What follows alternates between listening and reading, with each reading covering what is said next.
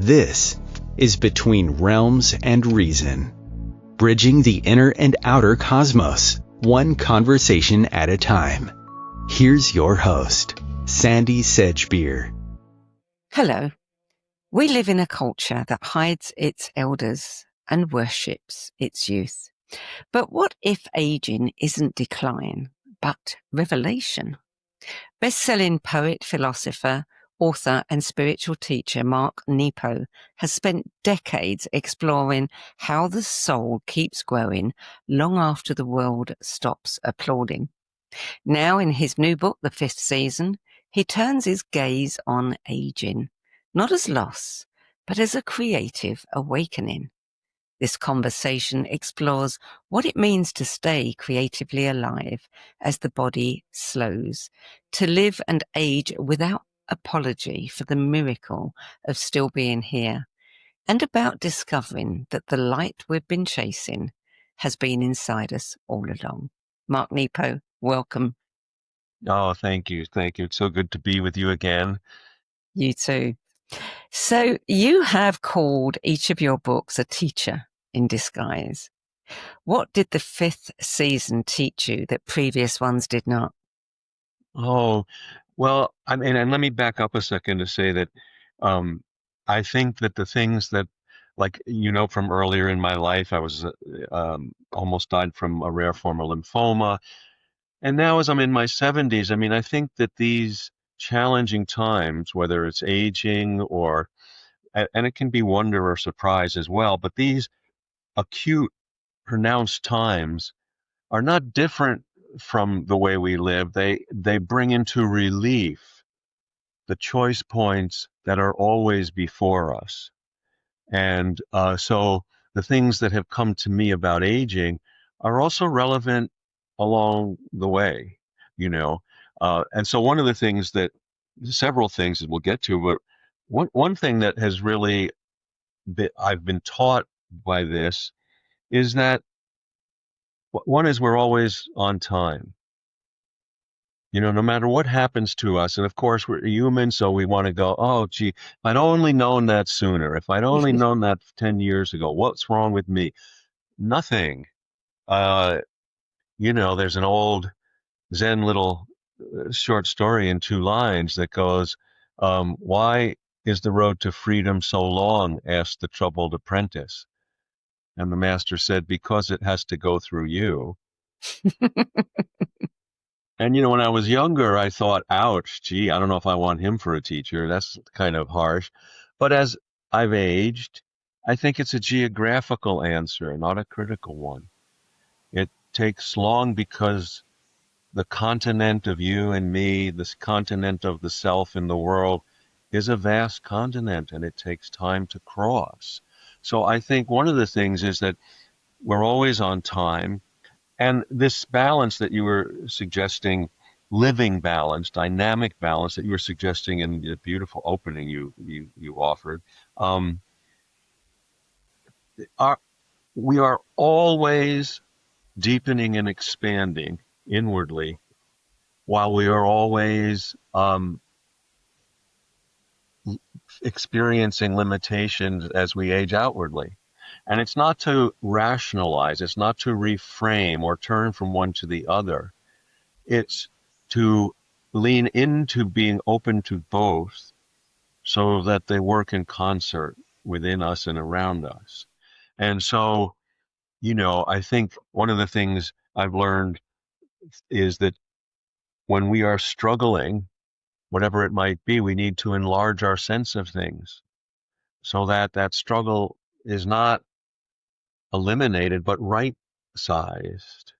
And so if we don't pursue or stay students of that inwardness and that vastness and that depth and expansion, then the acuteness of the outer limitations will be in the foreground. They will dominate everything. Mm-hmm. And so that's been a really interesting and helpful lesson. And so one of the other lessons is what I talk about in the book as an elder horizon, and how our horizons shift. And so one of the things that I've been learning from this, from aging and from trying to explore it, is a more precise and helpful use of memory and dream.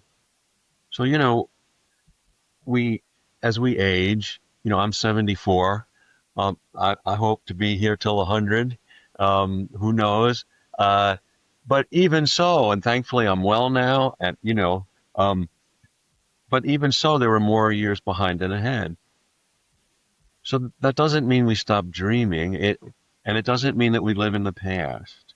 So what I've been exploring and feeling myself is that, if I look back in the past, especially to a time that was wonderful, that was so alive. Well, if I look back at that and pine for it and say, gee, I wish I could go back there. Well, that's nostalgia. That's assuming that life is other than where we are. But I found that the real purpose, the true purpose of memory is, can I touch into that aliveness because it is still alive in me now? It's a through line. It's a song line, as the Aboriginals in Australia talk about. It's a through line so that if I can say, oh yeah, where does that live in me now? So the true purpose of memory is to help us be alive, more alive now. And it's the same thing with dream. Often, especially when we're young, we defer our best living into a dream. Well, when I get that, when I get there, if I could just become that or be in that relationship or have this or that, then. And in the same way, just because there's more years behind than ahead, the purpose of dream is to touch into the aliveness that's potential within us so that we can better be more alive now. So they both bring us always back. And while I've discovered this in aging, it's applicable to every stage of life. Very true. All of your books are very thought provoking. That's what I like Thank about you. this one. Is not just thought provoking, it's actually quite challenging Oh, because, it's one thing to be reading, one of the other books and thinking about some of the, the points, the talking points, and, when you're walking and thinking and contemplating this, I've really got to examine, you know, who am I? Who am I? And if I think that I'm who I used to be, right, who I'd rather be than who I am now, that's a really challenging thought. I'm having to look at myself now and say, okay, what wisdom have I gained if I can't look at myself now and, approve of who I am? yeah. And except, I recently went to an amazing, vast exhibit on Hokusai, the great, woodblock printer from Mm. Japan. And I've studied him for years, but I learned things I didn't know. And one was he changed his name almost 30 times in his lifetime. Now that seems erratic to us, but his commitment was to rename himself to stay consistent with who he was becoming. Ah, okay. So all of a sudden, no, that's not erratic. That is deep integrity. Yes. That is deep integrity. And his the name that we know him most by, Hokusai, is represented by 4 Japanese ideograms, and what it means is he who decorates coarse grass linen, which is what they painted on, the canvas they painted on. He who decorates coarse grass linen to share what is holy. And then as he aged, he lived to be 90, which is a long time back then. His one of his last names of himself was Old Man Mad About Painting. So have you thought about doing that yourself? Well, no, because I mean, and this goes deeper back to when I was going through my cancer journey. At one point while I was being rolled into an operating room to have a rib removed from my back, I had this really deep moment where I was dropped below all names into the deeper kind of mystical ground, unitive ground of life. And so when I was blessed to wake up, certainly I'm Mark. That's the name on the doorway. But I've always lived below names, and I think that deepened my journey as a poet. And Yeah. so, of course, I have a name, but it's not a name that I, it's still a doorway to all that is unnameable. Mm. Yeah. Yeah. Was this book any harder to write than the others? I'm curious to know, what was the inspiration? Yeah. Well, the inspiration was that I've always used my life as a case study for the the common choice points in life for all of us, because it's the nearest example we have. And so now that I'm in my 70s, I'm in the continent of aging. So it seemed like, well, as you were saying, I've got to bring this to bear now. And it was difficult to write because, in stages of it, especially as I was facing, I have people in my life, as I'm sure you do, who are aging, dying, some have Alzheimer's, and so as I was exploring these things with, like you said, it's not just ideas. Yeah, there were times when it felt, I felt a heaviness. Um, when I was facing and exploring, there's a chapter in there on loss, um, and because it wasn't an idea, I'm feeling this and how to let it in, and how to do the very thing I was sharing earlier, and how to let the depth and expanse hold it. And so it all became very, real, um, and was very, very growthful. I mean, uh, last year, and this was interesting, after the book was in route to be published, in its production. But a year ago, a little over a year ago, I had major back surgery, and thankfully I'm fine, I'm pain free. But it was a journey, and it was, in some ways just as challenging as my cancer journey. I never experienced chronic pain before like that. I had months of it until the surgery, and um, so here we are, and I can give you a very concrete example of enlarging our sense of things that I had to learn through the book and then apply. Is, you know, I can't run from the pain, I can't minimize it, but I had sitting right here in my study at this desk, and it would take me like 20 minutes to get up the stairs. I could have worked downstairs, but I wanted to be in my study. And Mm. so here I am with my fear and my pain, and I had to ask myself, not everything in this life is afraid or in pain. I am right now. So where's the nearest point to me that's not afraid and not in pain? And it was literally the floor beneath my feet right here, and the ceiling above me, Mm. and the sky above the ceiling, and the earth that's holding up this house. And so when it felt way, we are all, which I've talked about in my other books, we are all a living part in a living whole.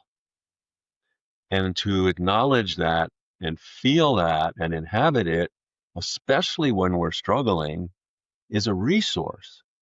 It's just not a nice idea. Mm. Yeah. Yeah. Very true. I think about my mother, who is going to be 100 in a few weeks' time Oh my and goodness. cannot walk very far. And Mm. she recently had, real problems with one of her feet, so she couldn't do anything. And I was thinking about that. What is it like to be basically imprisoned in your body? Yeah. You can't move. How do you deal with that? Where do you go within yourself to find? And that must have been true for you too, if you had that much pain. I couldn't put my socks on. I couldn't shower by myself. I couldn't, Mm. you know, and I think, not to, again, reframe or minimize the pain and those situations. And, history is full of examples of the paradox of limitation, where, not to minimize, there is loss, there is grief, there is pain, there is struggle, and more often than not, we are open to an unexpected gift or way. It's not by accident that Claude Monet, for example, who spent his life devoted to seeing things as they are, one of the famous stories, he seldom gave interviews, and once he was well known, there were all these, expounded interpretations of his work, and he finally allowed some young art critic to come to his garden where, and visit. And he was, oh my God, I have an interview with Claude Monet. And he got there, they sat down, and Monet said to him, I paint what I see. That's it. Go away. But then he lived also to be 90, and he had double cataracts. So imagine, right? His lifetime seeing, but he stayed, and he cataract surgery was just becoming experimented with. So he said, sure, try it, but it didn't work. He had one in each eye. So he stayed committed to painting what he saw, and it's through those cataracts that he painted his masterful water lilies. Mm. I didn't know that. So there are all kinds of these amazing stories that, um, Django Reinhardt, who was one of the fathers of modern jazz, chording on a guitar. His story was, he was a Mozart on the banjo, and he lived in a gypsy caravan, and they literally lived off of his gift. They would just pull up, and people would give all kinds of money to see this 11-year-old, full. Well, and when he was 18 or 19, there was a terrible fire in the caravan, and he was badly burned. He almost lost his leg. He was in the hospital for 18 months. And on his left hand, these middle fingers were frozen, and he could no longer play the banjo. And as he's recuperating, his brother left a guitar by the side of his bed, subtly saying, well, you can't play the banjo. That's a terrible loss, but you probably can play the guitar. And so he taught himself to play guitar. And Sandie, this is this paradox of limitation. I'm sure that was a great loss. But because he couldn't move these fingers up till that time, chords on the guitar were up and down the neck. He was the first one, because he couldn't move up and down the neck, he went across and created a whole system of chording that became the foundation of all jazz chording going forward. Again, it doesn't minimize the loss of sight, the loss of the banjo, and yet there are other gifts awaiting us. Yeah. Yeah. I mean, so many people think of aging, or, losing capacity of some kind as diminishment. How do we encourage people to look somewhere they've never looked before, to Well, I see think that something else? I think I think it goes back to our devotion to being as alive as possible and as caring as possible, both to ourselves and others in the world. And so, you know, to use another metaphor, we recall that Michelangelo sculpted very differently than other sculptors, because while other sculptors circled stone, he believed he saw the statue in it, and he just went from front to back and carved away the excess. Yes. Well, the metaphor is that every lifetime, every life on earth is sculpted that way. We are the sculpture sculpted by life and experience. So, like it or Yeah. not, we are carved to who we are. And how do we hold that? How do we face that? You know, another metaphor for me that came out of my cancer journey was that of a flute, a hand carved flute, not not the ones that are made by music companies, but way back, and this led me to research, which I call in search, where you're led this way. Um, but the first hand carved flutes were like 70,000 years ago in northern Germany. Some prehistoric person, hollowed out a mammoth bone. Well, first off, I would have loved to talk to that person, right? Well, what made you do that? Mm. But every soul on earth, every life is like a hand carved flute. An experience carves holes in us. We don't have to look for them, but Yeah. so that the breath of spirit can play its song through us. So we are challenged to accept, not look for suffering, but to accept the carving that life gives us and to hold each other up, to hold each other up to it. So I Mm. think that, you know, I used, a metaphor in the beginning of the book of a meteor and as a for a lifetime. And meteors, very few meteors make it to Earth because they burn up in the atmosphere. And as they burn up, parts of the meteor flake off, but they get brighter and brighter till all that's left is light. I think that's the journey of a soul in a body in time on Earth. Now, no one likes the flaking off. My back surgery was a flaking off. No, thank you. Mm. Yeah. But there it was. And I have to say, I am brighter for it. Mm. I am brighter for it. And I think that staying open-hearted and open-minded is so important. Mm. You you survived cancer, fame, loss. Many people will say, well, you have a different perspective on aging, because you are very aware that it's a privilege, a gift, you know, to be aging. Absolutely. And I think, just like I came to from my cancer journey that being a survivor is not the accumulation of years. It's the depth of living as fully as possible in the moment at hand. And so the rewards for aging and the privilege for aging isn't whether we live to 100 or 70. It's the full openness and full aliveness that we can have the courage to enter wherever we are. Mm. And to say to ourselves, just as you were saying, like, well, who am I now? Yeah, who am I now? Who am I to come back to the lens of the miraculous. If I was given anything to still be here back in my 30s after surviving cancer, which was a miracle, but I learned that, you know, if anything, I was scoured and given the lens of the miraculous. So, as a writer, as an artist, we're all taught, well, be on the look for good material.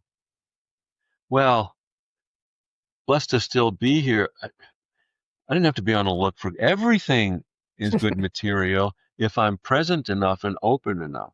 Yes. Everything is miraculous. And so part of aging is, living, uh, life covers us over and living uncovers us. Yeah.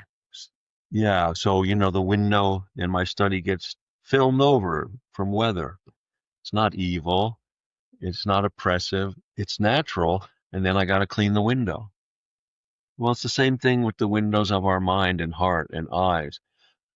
If we haven't, uh, if they're not filmed over, we haven't lived enough. And if we don't clean them, we're not aware. I've run across, this is so amazing. In Egyptian times, there was this ritual when people died, it was the kind of ceremony as to whether souls would enter the afterlife or not, and it was known as the feather of truth. And so, on a scale, the immortals would weigh the heart of the deceased against a feather of truth, and if it was too light, it meant that they didn't live enough. They didn't enter life enough. And if it was too heavy, it meant that they held on to things too much, that they Yeah. didn't process, they didn't give up their grievances and their burdens. And only when it balanced, the feather of truth were they allowed into the afterlife. And, when I first came upon that, I said, well, forget the afterlife. That's a pretty good, uh, you know, ritual to do while we're alive. Yes. Yeah. For sure. Yeah. Mm. And that's something we can explore with each other. We could stay in for anyone who's listening, sit with a dear friend or loved one and do the ritual of the feather of truth. Look at your life. Are you Yeah. too heavy, too light with your heart? Yeah. Yeah. That was brought home to me a few days ago when something triggered something that brought up things from 49 years ago. Oh, And you wow. start and you think, really? You're still carrying that? Come on, let it go. Yeah. Yeah. We need to lighten up. Mm. You talk about the heavenly pivot. It's a beautiful phrase. Tell our viewers what that means and how it describes what actually happens inside us as we Yeah, age. and so that comes from the title as well, the fifth season, which and this is really interesting about process, Sandie, is the fifth season, which I'll explain in a second, comes from Chinese lore, and I had stumbled on it literally maybe 25 years ago, and it was really important to me, but I didn't know where it belonged or what it was pointing to. So the title came to me literally decades before the book came to me. And so that was just amazing to me. And the fifth season in Chinese lore is the time, late August, early September, when the light is golden and things are beautifully bare and essential. And sages quickly termed aging the fifth season because it's the time of life where all experiences lead to paring down to what matters, to putting down everything that's extraneous, to not carrying what's unimportant, to suddenly, and this is another thing that I have a chapter in there, insights over time, that in the fifth season we live things over the years and we have no idea that they actually go together until maybe 40 years later, we go, oh my God, there's a Yeah. constellation. And I was meant to live that. I couldn't see that until I Yeah. lived this. And so Yeah. the heavenly pivot, they talk about this transformational journey to what matters, back to what matters, to only what is essential, as the heavenly pivot inside. And it suggests that heaven is within us, that heaven is hell unmasked, that, it's all, there's a wonderful uh, small passage in Dante's Divine Comedy where Dante's passing through hell and he sees just briefly these two lovers, Francesca and Paolo. And the line is, they are in hell spinning in endless identification with each other. And then, the journey goes on, and hundreds of pages later, now he's in paradise. Well, oh, there they are again, Francesca and Paolo. But now they're in paradise because they each have a center and they're orbiting each other. And so the Mm. heavenly pivot, the difference in a lifetime can be whether hell can be spinning in endless identification with each other, and heaven is not cutting off relationship, but now we have each have a center. Now we can Mm. orbit in compassion around each other. Do you practice letting things go? Oh, yes, I do. I do. And I think that because I think the other kind of practice of aging is becoming more and more skilled in acceptance. And acceptance isn't resignation. I think acceptance is a mix of seeing things as they are and cooperating with truth. So it's not, it's seeing more clearly beyond my own insistence, beyond my own version of things.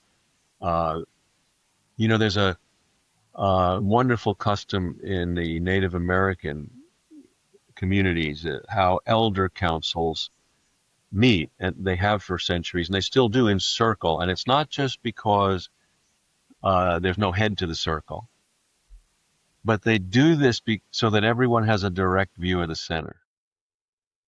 Hmm. I love that because the assumption is no one view is enough. Yes. So my view and your view are needed, but forget argument and debate and persuasion. We need everyone's view of whatever we look at in the center. And so then we gather meaning, we don't choose it. Yeah. Yeah. So, how do we balance constriction? I mean, if we think about constriction, the body's limits, and expansion, the soul's growth, how do we balance those? Well, I think it's not, at least my experience, it's not trying to eliminate one or the other. It's by letting them find their dance within us.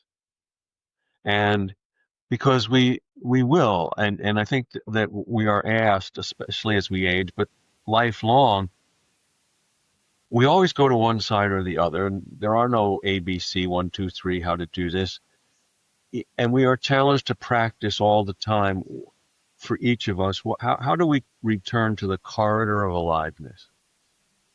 So today I'm constricted. That's how pain and fear say hello. Okay, how do I enlarge my sense of things?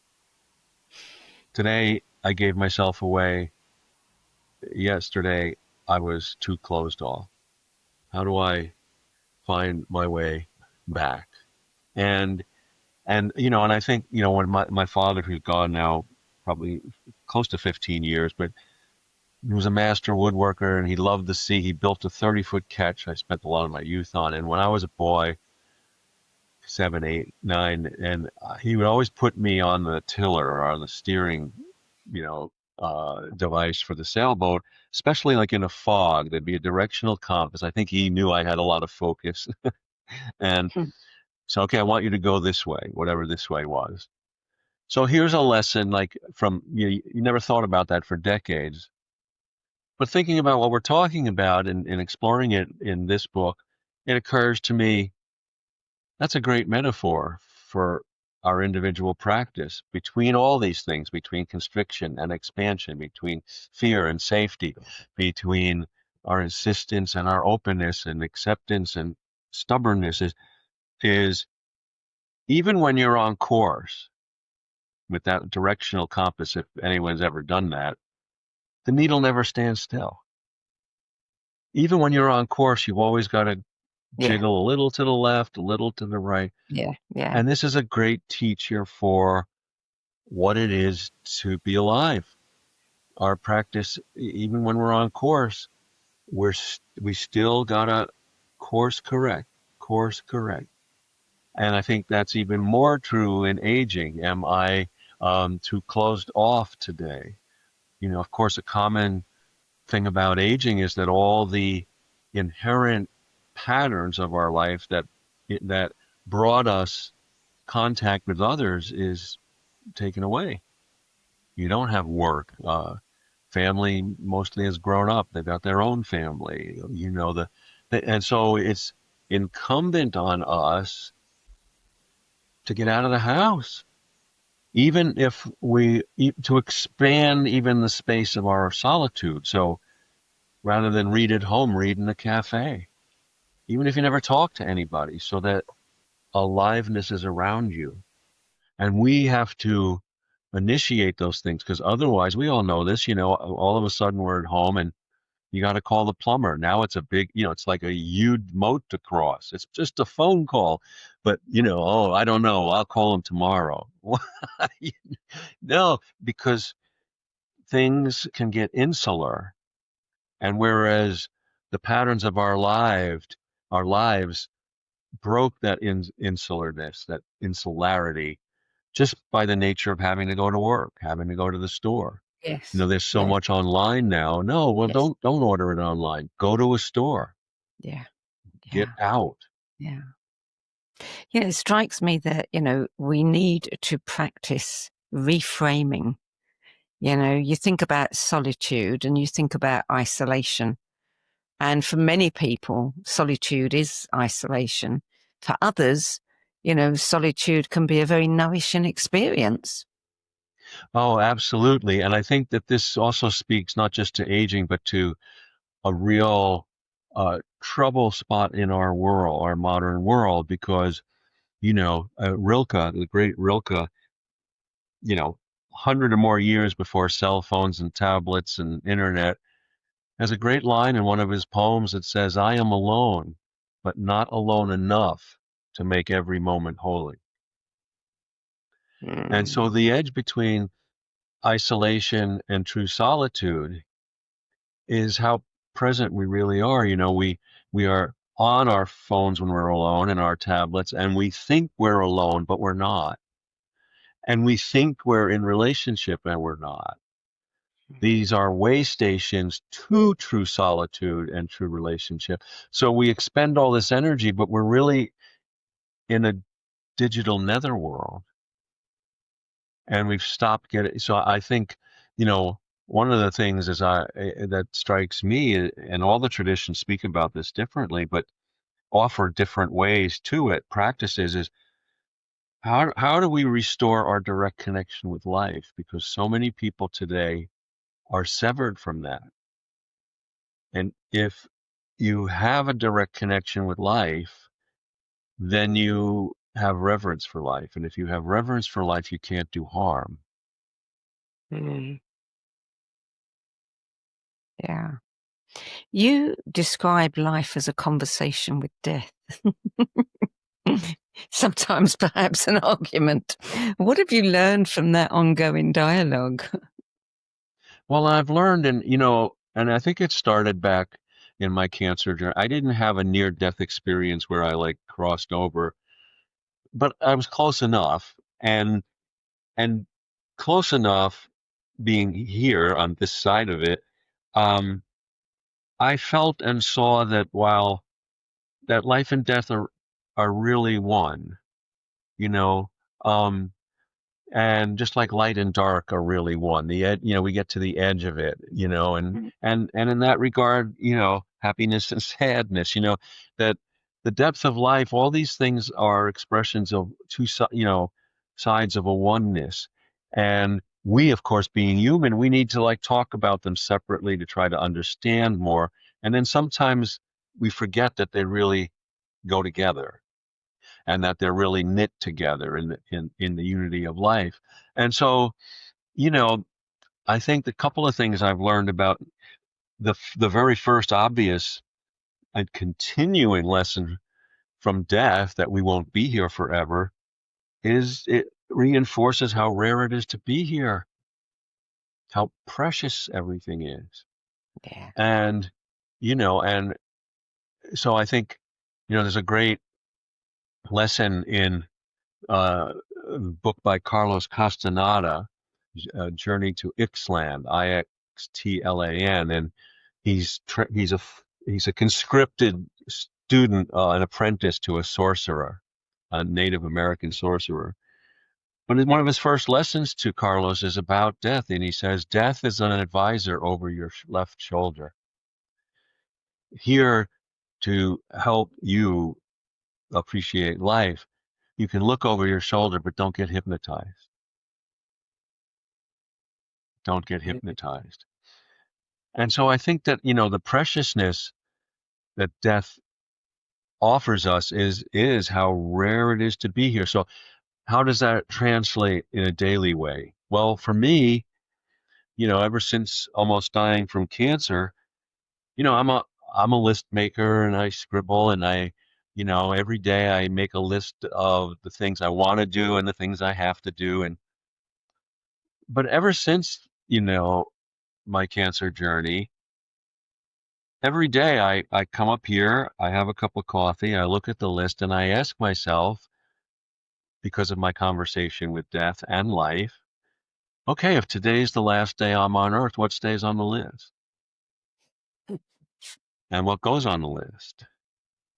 And maybe it's calling you up to say, I love you, even though we talked yesterday. And so I deconstruct the list. And so you could say, well, why make a list at all? Because I live in the world. So again, it's course correction. It's not eliminate. No, I make the list, and then I say, thank God I'm here one more day. But if this is the last day, what comes off the list? What is really important? So in a very daily way, this is a practice that helps us move toward the heavenly pivot. Yeah. Yeah. How has your relationship to your teaching and to your audience, changed as you've moved through these seasons? Oh, yes. That's a wonderful question. Well, years ago, decades ago, you know, I come from a long line of teachers, though in a very different field. Like I said, my father was a master woodworker. Um, and I think I learned early on. I mean, one of the first things after my cancer journey was that it's about presence and not performance. And therefore, you know, very quickly I have known that I don't have any answers. What I share are examples, not instructions. And so we enter the space together. And whether I'm with, and I love to work with small groups, whether I'm working with 16 people or 100, you know, we're there to compare notes on what it is to be here. And so therefore, it's led me that is a sacred space that we open together. And um and I grow for being in it too. I grow for being in it too. And so I love it. I mean, more now than ever, it's become what I call like spiritual jazz. I still, just like I make the list and I take it apart, I still, when I teach, I just taught, I had a group here last weekend, and, I had a folder about 70 pages of notes. I, I don't need notes now, but I still do it. And I do it because it prepares me inwardly to be in real time with you. And then, like a jazz set list, I may not look at any of it, or I might say, because of what you share, I might say, oh, this needs this story, or this needs this metaphor. And then someone else adds, and then and, we're just live match. And so I feel more like uh, how there used to be before cell phones, those old where operators would sit and put wires connecting. I feel kind of like that Yeah. between people genuinely asking and sharing, and this invisible wall behind me of stories and metaphors and quote. And I go, oh, they need this one now. Oh, this needs to come in, and I'm just the operator in between. Yeah. Do you have you, as you've grown older, looked back and and with the wisdom that you have now, thought, I think I would like to go back and rewrite that book from a different vantage point? No, no. And let me share, because and I give you, it's interesting you asked that, because right now I'm putting together a volume, my new and selected poems, which will cover 50 years of work. And it's going to come out in 2027. because I don't want it to come out 49 years and 8 months. So we'll wait to 2027. um, but yeah, looking back, and this is, I don't want to revise. The real poem is the journey of a soul over a lifetime. Yeah. And it's caused me to understand this is, more and more I see the creative process and the introspective process as one and the same. I just happen to write it down, and so the learnings and the turning points. So, you know, I have come to think of the self evolving over a lifetime like rings to a tree. So it's not that 30, 40 years ago that was a false self. I was true as I could be to what I knew, and then I grew and there was another ring and another ring and another ring. So that my job as a evolving self has been to be as true as I can to whatever I'm aware of now. And so what I'm trying to do when I look at the earlier work is not revise. I don't want people to think I always knew what I know now, but to use the skill I've learned to have that voice, the voice of that ring, say what it was trying to say. Yeah. And the other and I think that's a way to look back at who we were earlier in life, you know. Mm. Um, and um, I let me see if I can quickly find it. I'll give you a poem that's as an example here. Okay, I got it. Let me. Uh, yeah, here we go. You.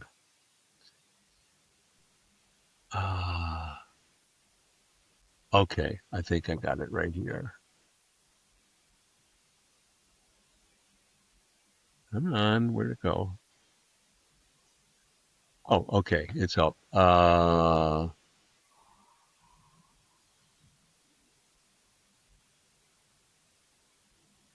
Okay.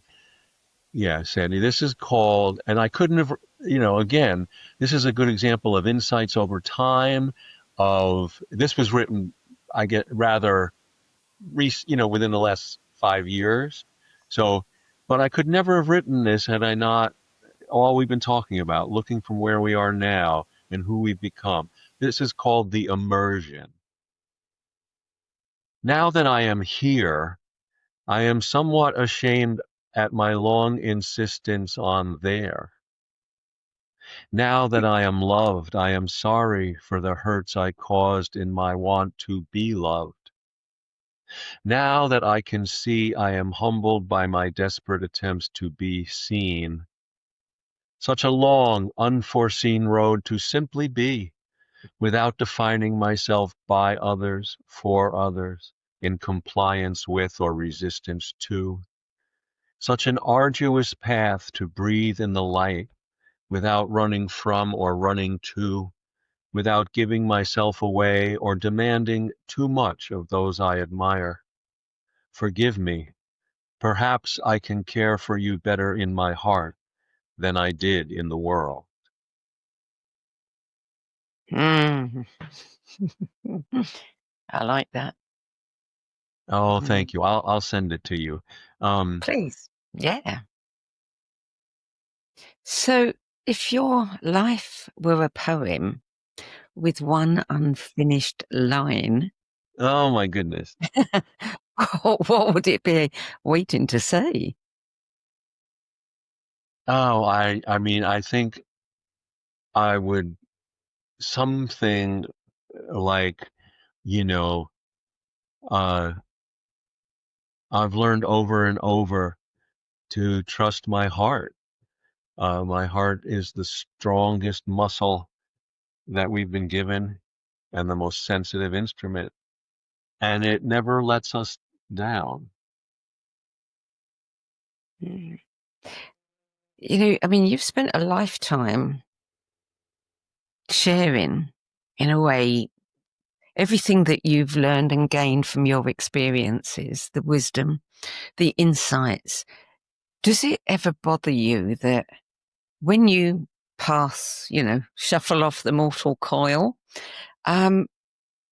you won't be able to write a poem about it to leave behind. No. No?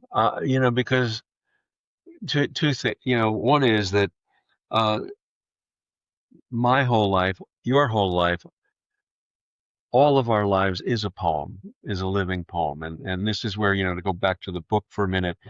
It's not to when I say creativity in the second half of life, I mean that our lives are the work of art, not that we need to create great art now that we have more time. And so our lives are the work of art. And I also feel, and I write about this in the very end of the Book of Awakening, there's a paradox that's kind of a safeguard of the mystery of life. And that is, you and I, we can spend a lifetime, as we have, trying to gain insight, offer wisdom, share what we can. And just when I have something worth saying, my tongue will fall off. And I will become part of the wisdom that I've been trying to find. And I don't think of this as sad or tragic. I think it's kind of the perfect constant evolution of incarnation that and then I will become the stone on which the next version of you and me will have this conversation, wondering about what does this matter? How does this matter? And so, if we love long enough, we become love. If we seek truth long enough, we become truth. And I think that the safeguard is so we don't rob the next in our lineage from being on this journey.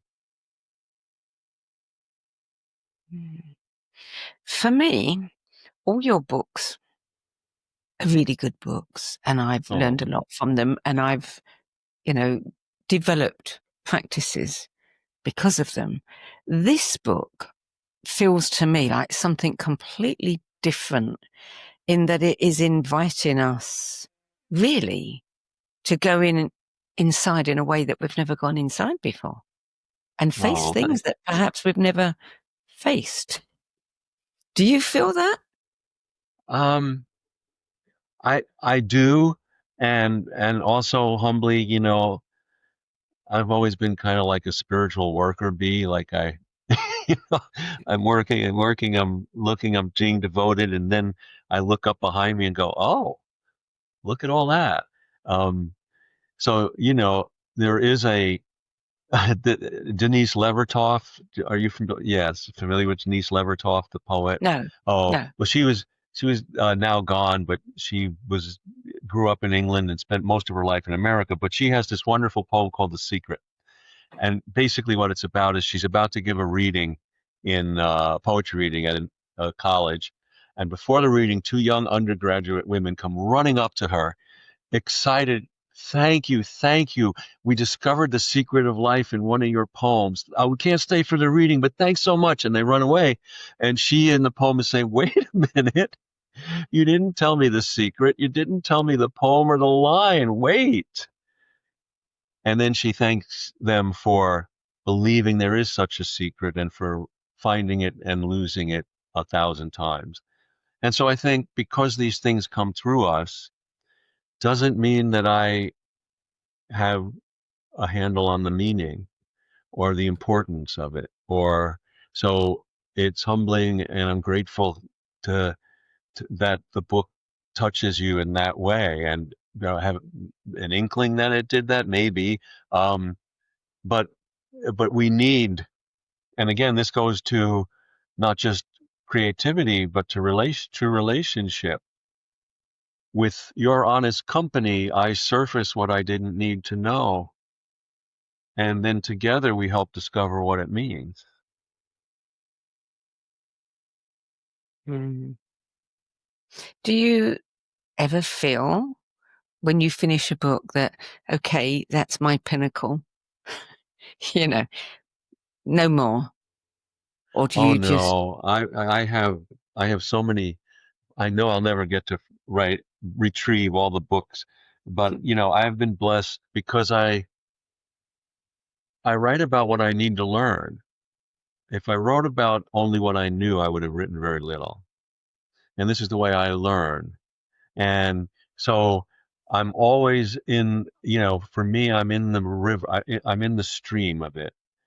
And that's where, now that I'm in that stream, that's only where I want to be. I want to be in that stream with the divine. I want to be in this stream, with you and students and just be with loved ones. So there's no bucket list. And I no longer see it as, a pinnacle, but more horizontal, and as Mm, long as I can, I just want to be in the center of that stream. mm, yeah, yeah. I mean, and you do a lot of events based on your books. You engage with a lot of people, don't you? As Oh, a yeah. teacher, and that must be something that also gives you a lot of inspiration. Oh, absolutely. Absolutely. And because what happened, and again, I think this mirrors our relational learning process. One of the things in our world today is I think a lot of us have forgotten how to learn. And so we're stunted in our growth. And so, I explore here and in my solitude and in my true solitude, and then I go share in these circles. And then as I'm sharing, I'm drawn into deeper conversation where I wind up sharing things I didn't realize I know or other constant. And then I say, oh, I need to explore that. So it goes like this. And that's the reward of true dialogue. That's the Yes, reward of true relationship. And um, that we need to keep alive to the circulation of spirit through our heart and mind. yeah, yeah. Well, we're almost out of time, and I want to make sure that we get to tell our viewers about the events that you've got coming up in the new year. You've been very busy. Oh, thank you. So one thing is that in early March, every year I go to a wonderful place in Mexico called the Modern Elder Academy. And in March, the first week of March of next year, March 2nd through 7th, I'll be doing a week journey on the fifth season with folks. And it's a magical place. I love doing that. Another thing um, that I offer is I offer year-long journeys for small circle of souls here where I live in Michigan. And what that means is that a circle of maybe 16 people, no more, we commit to going through a year of life together, and we meet 4 weekends over the year and journey together. And I shape a journey from all my books that around things that we explore. So though the two for next year are open now for registration, and and we put them out because it takes time to make a commitment like that. And but I so love those journeys. They're just wonderful. Mhm. You've also got a 3-session webinar for Oh, the yeah, fifth thank you. season. Right. I have in Mm, January, there's a 3-session, 3 Sundays, successive Sundays, that also explores the fifth season. So we'll be offering that in January. yeah.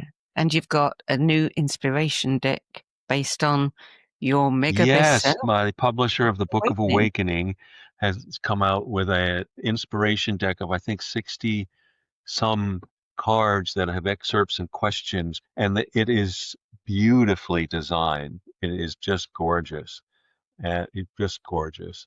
Um, and next summer, the next book will come out, and I'd love to have a conversation with you. Over the years, it's called The Language of Soul. Um, how the words you choose shape the life you live. And over the years of teaching, I've always been interested in word origins, not because I'm a word geek, but because I found that more often than not, when we look more to the origins of words, they're more whole because words erode over time and get fragmented in their meaning. And it's so much more helpful and amazing so over the years I've collected um, there are in this book 228 words from 31 traditions, and I share them around archetypal themes and how do they help us live our lives. That's really unique, Well, thank isn't you. it? Yeah. It, it's Wow. it's been amazing. It's been Yeah. exciting. In the beginning, I certainly didn't have enough or even thought of it as a book. It just was a teaching tool. And um, but a couple of years ago, one of our dear friends, couple, was over for dinner, and a word came up at dinner, and my friend Karen said, I've heard you talk about these things for years. She said that would make a great book. And then the next morning, I woke up and I thought, maybe that would make a good book. Now that I look at all these years, maybe there is enough there, and I could. And what was exciting, Sandie, was creatively was nor I nor my publisher wanted it to be a glossary or a dictionary. So it was really important to find the structure that would make it a a hands-on, relevant conversation with the reader. Yeah. Words fascinate me, especially the way we change our, association with words. A word that in one generation, could be a lovely, lovely word, becomes something completely different to someone else. And then you begin to almost run out of words to describe something Yeah. because of the energy that, they carry Well, with them. here's one word. I'll give you two words which all trace back to the French. One is the word random. So we think of random as by chance, chaotic. Um, no, random in the lexicon of words that describe how a horse moves, gallop, Mm. you know. Um, Random is the moment when a horse is running that all four hooves are off the ground. Quite How did it? right, quite different, quite Yeah. different. And then the other, which is the word interview. Interview from the French means the view between. And, Mm. I feel like when we talk, you're not interviewing me. We are deep in the view between, Yeah. looking at that center in the Elder Council. So it's just fascinating and useful to go back to the origins of these words. Oh, we definitely have to book an interview now for that one. Sure, I'd love to. Okay, we'll be on that. Mark Nepo, thank you for joining me today. It's always a great pleasure. Oh, well, thank you. For me too, Sandie. Thank you so much. So, for you at home, in the 5th season, Mark Nepo reminds us that aging isn't about decline at all, but about deepening, a gradual apprenticeship in how to live slower, love deeper, and listen longer. With each passing year, life wears down the edges and polishes what's real, until only truth remains, gratitude, humility, and the quiet joy of being fully here. And maybe that's the real gift of time, the way it softens us into presence until awareness itself becomes the art of living. The 5th season, Creativity in the Second Half of Life, is published by St. Martin's Essentials, and Mark Nepo has published 25 books, including the Book of Awakening, Falling Down and Getting Up, and Finding Inner Courage, and he's recorded more than a dozen audio projects. He's joined Oprah Winfrey several times on her Super Soul Sunday TV show and been interviewed by Robin Roberts on Good Morning America. And as a cancer survivor, Mark devotes his writing and teaching to the journey of inner transformation and the life of relationship. For more information about his work, his books, his events, his upcoming events and courses, visit marknepo.com or 3intentions.com. That's it for this week. I'm Sandie Sedgbeer. Thanks for joining me and Mark Nepo, and I'll be back with another episode of Between Realms and Reason at the same time next week. Till then, it's goodbye from me, and thank you to Mark. Oh, that's wonderful. If today's conversation sparked your curiosity, you'll love our other shows, The Synergy Sessions, where leading-edge thinkers collide in bold, unscripted dialogues that ignite new possibilities. Between Realms and Reason, where we journey into the mysterious consciousness, energy, and the hidden layers of reality, where science converges with spirit in ways you've never imagined. And the No BS Spiritual Book Club, where leading-edge new thought speakers, teachers, authors, and luminaries who've walked this path before you share the 10 books that had the biggest impact on their life journey. All 3 shows are available on YouTube, Spotify, Substack, and all major podcast platforms. For more information, visit sedgbeer.com. That's SEDGBEER.com.